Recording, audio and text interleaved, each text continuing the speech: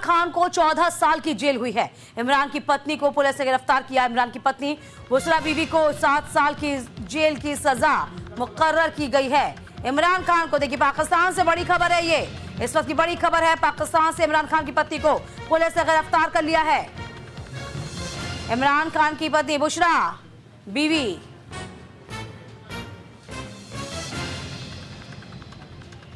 तो बुशरा बीवी को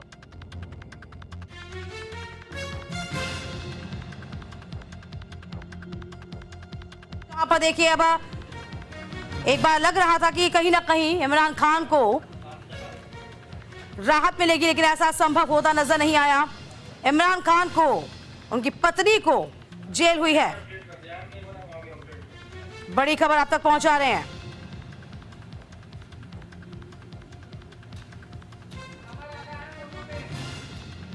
पाकिस्तान में आर्मी चीफ से मिले पीटीआई चेयरमैन। देखिए, समझौते के दावे पर भी तमाम बड़ी बातें नजर आई थी। तो फिलहाल देखिए, आपको याद होगा इमरान खान ने कुछ देर पहले ये कहा दिया था कि पीटीआई चीफ ने कहा था कि देखिए, मैं किसी भी तरीके से इमरान खान से किसी भी तरीके से डील नहीं करूंगा। कमर आगा जी हमारे साथ विदेश मामलों के जानकार जुड़ चुके हैं। कमर आगा जी, बहुत स्वागत सबसे पहले न्यूज इंडिया पर आपका।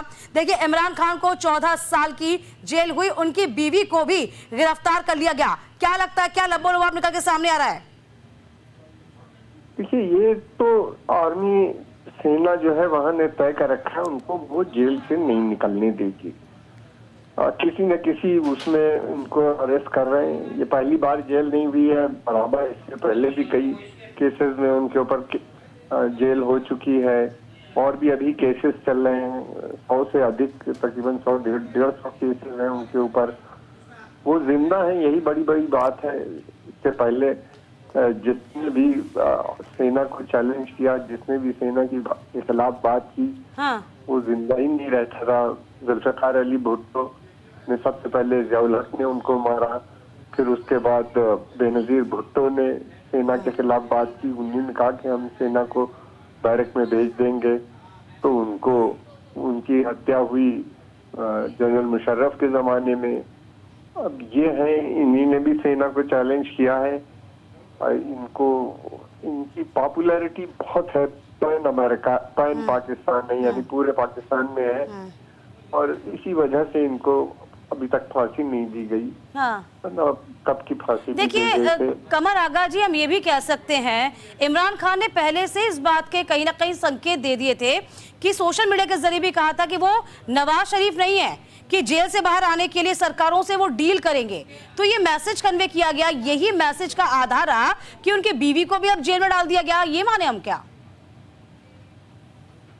देखिए, कोई ना कोई तो आधार बनाना था। हाँ। छोटे मोटे बड़े इस तरह के आधार बना के जेल उनको भेजते रहे हैं बार बार, और वो जेल ही में रहेंगे, उनको नहीं आएंगे। उनकी बीवी भी बाहर, मुझे नहीं लगता कि वो बाहर रह पाएंगी। वो भी बहुत से करप्शन केसेस में इन्वॉल्व है। ज्यादातर केसेस झूठे हैं और फ्लिमसी चार्जेस हैं। वो दिखाना चाहते भी हैं जनता को भी कि जो भी बोलेगा हम सेना उसको माफ नहीं करेगी, चाहे प्रधानमंत्री रहा हो या प्रेसिडेंट हो या उसके पास कितनी पावर हो या कितना बड़ा सपोर्ट बेस हो। सेना ही रहेगी सत्ता में भी, और सेना किसी नहीं, ऐसा कमर जी लग नहीं रहा था। अभी कुछ टाइम हम पहले देख रहे थे कि बातचीत का दौर मानो पीटीआई में और सरकार के बीच में चल रहा था। कोई बीच का रास्ता अख्तियार नहीं हुआ क्या?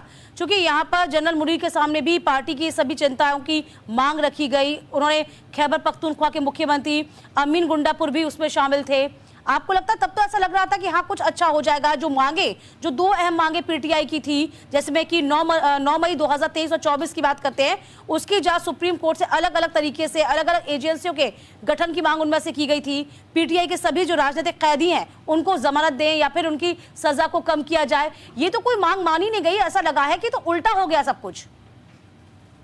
जब बहुत प्रोटेस्ट होते हैं, डिमॉन्स्ट्रेशन होते हैं, हाँ। इस तरह की जब बातें होती हैं तो इस तरह की डिमांड या बातचीत कर ली जाती है, गवर्नमेंट कर लेती है, जो गवर्नमेंट है इस समय।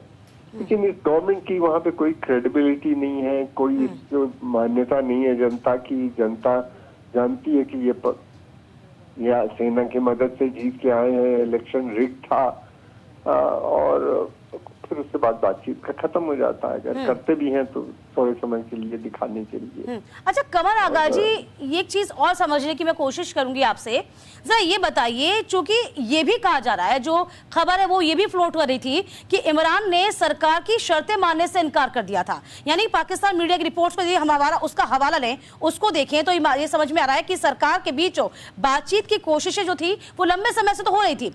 पहले फौज ने कुछ शर्तें जो है इमरान खान के सामने रखी, लेकिन इमरान खान ने उन शर्तों को मानने से इनकार कर दिया और उन पर लगातार इमरान खान पर इस बात का दबाव बन रहा था। तो अब चूंकि इमरान खान ने मना कर दिया, इसीलिए स्थिति जो है उनके और भी खिलाफ हो गई। देखिए, ये तो स्थिति तो खिलाफ होनी थी। सरकार ने वो तय कर रखा था कि इनको जेल से बाहर नहीं आने देंगे।